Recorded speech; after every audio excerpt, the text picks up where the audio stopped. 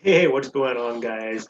I know it has been a minute since I've been on here. As you can tell, just setting up a new office slash studio. Still a work in progress, but we are getting there. And now, you can see some decorations in the back, like my MVP and my championship trophies from soccer. My little Connor McDavid up there, along with the Lakers skull, the UFC belt when I beat TSP. Don't tell anybody. And then my new on-air sign back there as well.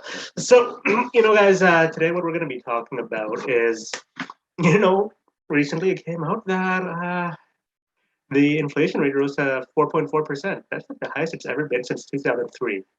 And honestly, guys, if you're worried about everyday items becoming more expensive this winter, like you are not alone. Apparently, like it's just been a perfect storm with post-lockdown consumer demand, supply chain issues, product shortages, and oil prices increasing. We're all going to be feeling the squeeze at grocery stores and the gas pumps as well.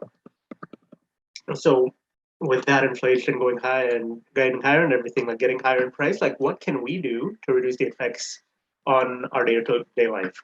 Well, I do have a couple of tips for you. First of all, is just put off those large scale expenses if you can. Remember about a year ago when the cost of lumber jacked up? Thankfully, that lowered back to normal after that surge in the springtime. And then, so those planning those home renos, you may still feel a sting of increased cost because many other materials like copper, cement, marble, and a lot of others may be higher in price. So it might be cheaper just to wait until the materials subside.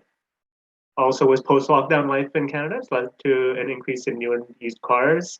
That means due to the heightened demand, prices are going up, and they're just higher than usual. So unless you desperately need a car, I would consider holding off on those new cars until the demand and the prices go down.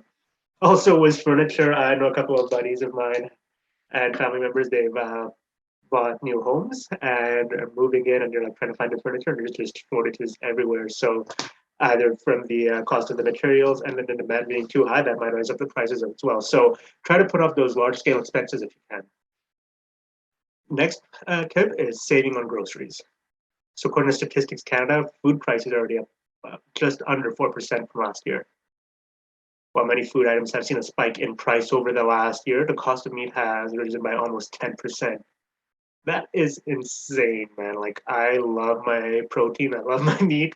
Hearing it going 10% up 10% in a year, that's ridiculous. So if you can, try to purchase foods in bulk, and that'll help lower the cost for that. Next tip is getting like a rewards or a cashback credit card. The right credit card can go a long way to help you save money during these economic times where things are getting tight. In this case, it might be worth looking to one of those rewards or cashback cards if you don't already use one, because they let you earn points or cashback that you can use against your balance or to make future purchases, depending on the system, and that'll just help lower those bills. Um, the next tip is pay off your debt. Sit down, brainstorm some ways which you can free up some money in certain areas by cutting back, maybe like going for a cheaper phone plan. Um, maybe it's maybe downgrading your internet or cable if you're not watching a lot of the channels, that kind of thing. And use that extra cash you've saved to start paying off your debt. If you are confused and unsure where to start, we can definitely take a look, sit down together, and look at some strategies that'll help your situation best. And then the last tip I have for you is investing wisely. Having a diversified portfolio of equities is going to make sure your money will grow faster than the inflation rate, allowing you to build that wealth, not only maintain that buying power, but also increase that buying power. But you just got to make sure that you're comfortable with how much you have invested and the risk level attached. As an advisor, and I'm sure you guys will probably agree, your money should be working as hard for you as you do for it.